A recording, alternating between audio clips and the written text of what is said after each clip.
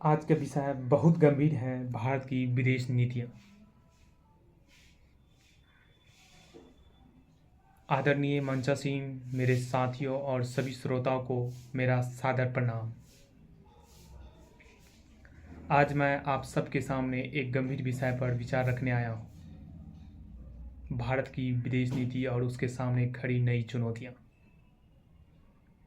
आप सब ने हाल ही में सुना होगा कि पाकिस्तान और सऊदी अरब के बीच एक रक्षा समझौता हुआ है।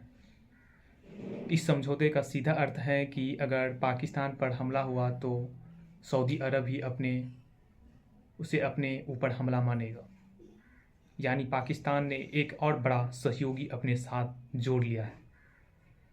अब जरा सोचिए, पाकिस्तान पहले से ही चीन और तुर्की जैसे देश के साथ खड़ा है और भारत की तरफ से इस समय इजरायल और रूस जैसे मित्र देश समर्थन दे रहे हैं। लेकिन समस्या यह है कि भारत की नीति अक्सर सबको खुश रखने पर आधारित रही है।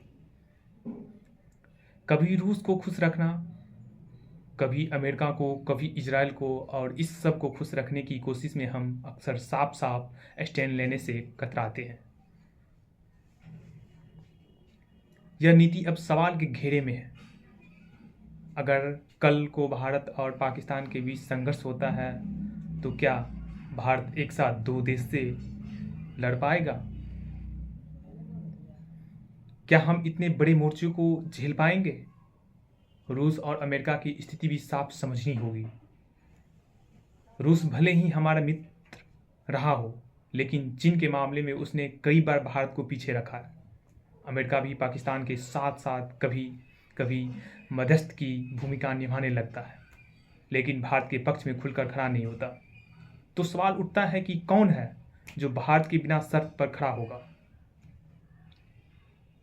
यहाँ से हम अपनी विदेश नीतियों पर पुनः विचार करना ही पड़ेगा। वसुधैव कुटुंबकम का नारा सुनने में बहुत अच्छा लगता है। दुनिया एक परिवार है, लेकिन जब अंतर्राष्ट्रीय राजनीति की बात आती है तो हर देश सबसे पहले अपने हित देखता है। अगर हम किसी देश को खुश रखने में लगे रहेंगे तो अंत में किसी के भी भरोसे नहीं रह पाएंगे। भारत को आज यह स्वीकार करना ही होगा कि 140 करोड़ जनता का नेतृत्व करते हुए हमें साफ साफ स्टैंड लेने होंगे।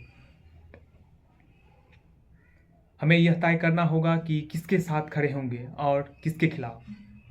आज का छोटा सा फायदा कल का बड़ा नुकसान ना दे। जय हिंद, जय भारत।